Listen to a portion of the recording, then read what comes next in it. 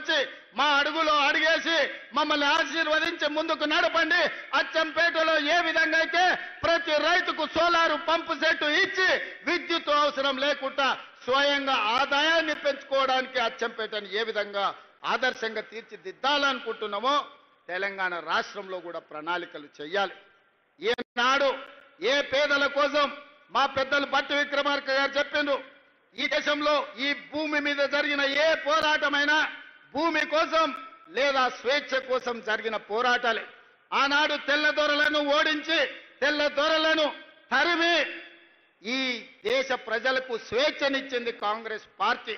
అదేవిధంగా ఆనాడు జల్ జమీన్ జంగల్ కావచ్చు, భూమి కోసం భుక్తి కోసం విముక్తి కోసం జరిగిన పోరాటాలు కావచ్చు, దొడ్డి కొమరయ్య కావచ్చు, కొమరం భీముడు కావచ్చు, చాకలి ఐలమ్మ కావచ్చు, లేకపోతే రామ్జీ గోండు కావచ్చు, సూరవరం ప్రతాప్ రెడ్డి కావచ్చు, ఈ పోరాటాలన్నీ స్వేచ్ఛ కోసం భూమి కోసం జరిగిన పోరాటాలే. స్వేచ్ఛని దేశానికి ఇచ్చింది మా కాంగ్రెస్ పార్టీ. ఆనాడు పండిత్ జవహర్లాల్ నెహ్రూ మహాత్మా గాంధీ గారి నేతృత్వంలో ఈ దేశానికి స్వేచ్ఛను తీసుకొచ్చాం. స్వేచ్ఛను వచ్చిన దేశానికి రాజ్యాంగాన్ని అందించిన బిడ్డ డాక్టర్ బాబాసాహెబ్ అంబేద్కర్ ఈ రోజు మనకు హక్కులను కల్పించాడు. ఆ హక్కుల నేపథ్యంలోనే అటవీ హక్కుల చట్టాన్ని తీసుకొచ్చినాం. ఆనాడు పివి నరసింహారావు గారు, ఇందిరాగాంధీ గారు అగ్రికల్చర్ సీలింగ్ యాక్ట్ తీసుకొచ్చి దొరల దగ్గర వేలాది ఎకరాల భూములుంటే దాదాపుగా 25 లక్షల ఎకరాల భూములను పేదలకు అసైన్మెంట్ పట్టాలు పంచిపెట్టిన పార్టీ. ఆత్మ గౌరవంగా బతకండి. గ్రామాలలో ఆత్మ గౌరవం అంటేనే భూమి. ఒక ఊర్లో ఒక వ్యక్తికి గౌరవం ఉందంటే నీకెంత భూమి ఉందయా, ఎన్ని అరకలు కట్టి నువ్వు దుక్కి దున్నుతున్నావు అనే దాన్ని బట్టి మన ఆత్మ గౌరవం. ఒకప్పుడు దళితులకు, గిరిజనులకు, బలహీన వర్గాలకు భూమే లేదు. దొరల దగ్గరనో, రెడ్ల దగ్గరనో, పెట్టుబడులదారుల దగ్గరనో భూములు ఉంటే వీళ్ళందరూ వాళ్ళ భూముల్లో వెట్టి చాకిరి చేస్తూ కూలీలుగా బతికేది. కానీ ఇందిరమ్మ వచ్చిన తర్వాత 25 లక్షల ఎకరాల భూమిని అసైన్మెంట్ పట్టాల పేరు మీద మీకు భూములు ఇవ్వబట్టి ఇవాళ మీరు ఆత్మ గౌరవంతో భూ యజమానులుగా ఈ రోజు మీరు మాట్లాడుతున్నారు.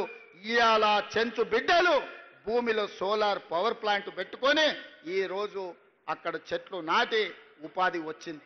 ఇది కాంగ్రెస్ పార్టీ ఇందిరమ్మ ఇచ్చింది కాదా?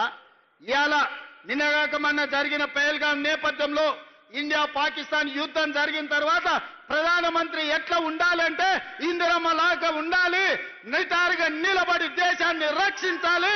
పాకిస్తాన్ తోటి యుద్ధం చేసి యుద్ధంలో పాకిస్తాన్ని 2 ముక్కలు చేసి ఒక ముక్క బంగ్లాదేశ్, రెండో ముక్క పాకిస్తాన్ అని ఇందిరమ్మ నిరూపించింది 54 ఏళ్ల క్రితం. అలాంటి పౌరుషం కలిగిన నాయకురాలు ఈ దేశానికి ప్రధానమంత్రిగా ఉంటే 50 ఏళ్ల తర్వాత ఈరోజు మీరు ఆలోచన చేయండి. ఎంతో మంది ప్రధానమంత్రులైనరు, ఎంతో మంది రాష్ట్రపతులైనరు. కానీ తండాలలో, గూడాలలో, మారుమూల పల్లెల్లో వాళ్ళ పేర్లు గుర్తు లేవు. కానీ ఏ గూడెంలో ఏ ఆదివాసి దగ్గరికి వెళ్ళి వాళ్ళని తలుపు తట్టండి, వాళ్ళ గుండెలోకి తొంగి చూడండి, వాళ్ళ గుండెల్లో ఇందిరమ్మ ఉన్నదా లేదా 50 ఏళ్ల తరువాత కూడా ఇవాళ పేదోడి గుండెల్లో, తండాలలో, గూడాలలో ఇందిరమ్మ ఉన్నది అంటే మన అమ్మ కంటే ఎక్కువగా మనల్ని ప్రేమించింది, మన బాగు కోరుకున్నది, మన బతుకులు బాగు చేసింది. అందుకే ఈ రాజ్యం ఇందిరమ్మ రాజ్యం. అందుకే ఈరోజు మా పేరు ఇందిరా సోలార్ గిరిజల వికాసం అని ఈరోజు మనం పెట్టుకున్నాం. పేదోళ్ళు, దళితులు, గిరిజనుల గూడాలలో వాళ్ళ కళ్ళల్లో వెలుగు చూడాలి అని చెప్పి ఇందిరమ్మ ఆనాడే పునాదులేసింది. ఆ ఇందిరమ్మ వారసులుగా ఈరోజు మేము మీ ముందుకు వచ్చి నిలబడ్డాం. సోదరులారా, ఇవాళ మీరు ఆలోచన చేయండి. 10 ఏళ్ళు తెలంగాణ రాష్ట్రంలో ఏ ఒక్క నాడైనా ముఖ్యమంత్రి వచ్చిండా, గిరిజనులను కలిసిండా? ఇప్పుడే మా సీతక్కతో అడిగిన, ఒకనాడు తాడువాయి మండలంలో ములుగు నియోజకవర్గంలో గిరిజనులు ముఖ్యంగా అక్కడ ఉండే గొత్తికోయలు పొలం దున్నుకున్నారని ఆడబిడ్డల్ని చీరలు ఇప్పి చెట్ల కట్టేసి కొట్టే ఆనాడు 20 కిలోమీటర్ల అడవిలో నడుచుకుంటే నేను సీతక్క పోయి ఆనాడే చెప్పినాం, ఈ గిరిజనులకు అండగా నిలబడతాం, ఈ గిరిజనులు ఆదుకుంటామని. ఆ గిరిజనులకు అటవీ హక్కుల చట్టం తీసుకొచ్చి 6,70,000 ఎకరాల భూ పంపకాలు, పోడు భూముల పట్టాలు Congress party doctor YS Rajasekhara Reddy గారు ముఖ్యమంత్రిగా ఉన్నప్పుడు సోనియా గాంధీ గారి నాయకత్వంలో మనం ఇచ్చిన మాట వాసం కాదా? అందుకే ఇవాళ ఈ నల్లమల్ల డిక్లరేషన్లో నేను మాట ఇస్తున్నా. తండాలలో, గూడాలలో, మారుమూల పల్లెల్లో ఉన్న ఆదివాసీలందరికీ 6,70,000 ఎకరాలలో నల్లమల్ల డిక్లరేషన్ లో భాగంగా సోలార్ పంపు సెట్లు ఇచ్చి మీ పంటలు పండే విధంగా, మీరు తోటలు పెట్టుకునే విధంగా, మీరు ఆత్మగౌరవంతో బ్రతికే విధంగా మీ భూమి మీద మీకు హక్కు ఇవ్వడమే కాదు, మీ భూమిలో విద్యుత్ ఉత్పత్తి చేసి మీకు మీరే యజమానులుగా బాగుపడే విధంగా ఈ నల్లమల్ల డిక్లరేషన్లో తీసుకున్న నిర్ణయాన్ని అమలు చేసి చూపిస్తామని చెప్పి నేను ఈ సందర్భంగా తెలియజేస్తున్నా. నేను గ్రామాల నుంచి వచ్చిన కాబట్టి పేదవాళ్ళ కష్టాలు నాకు తెలుసు. నల్లమల్లను అభివృద్ధి పదం వైపు నడిపించే విధానం నాకు తెలుసు. తెలంగాణ రాష్ట్రాన్ని ఏ విధంగా పునర్నిర్మించాలో ఇవాళ మీ అందరి ఆశీర్వాదంతో ముందుకు వెళ్తున్నాం. కొంతమంది కుట్రలు చేయొచ్చు, కుతంత్రాలు చేయొచ్చు, వాళ్ళకున్న అక్రమ సంపాదనతో సోషల్ మీడియాలో మన మీద దుమ్మెత్తి పొయ్యొచ్చు. కానీ నిజం అనేది తెలుస్తుంది.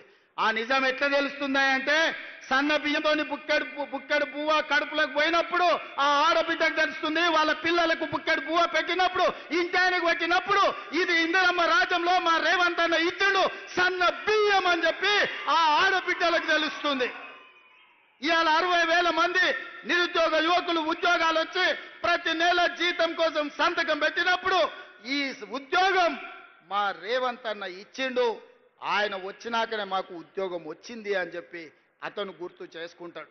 ఇవాళ గవర్నమెంట్ స్కూళ్లలో, రెసిడెన్షియల్ పాఠశాలల్లో చదువుకుంటున్న విద్యార్థులకు 40% డైట్ ఛార్జెస్ పెంచడమే కాదు, ఆడబిడ్డలకు 200% కాస్మెటిక్ ఛార్జెస్ పెంచినాం కదా.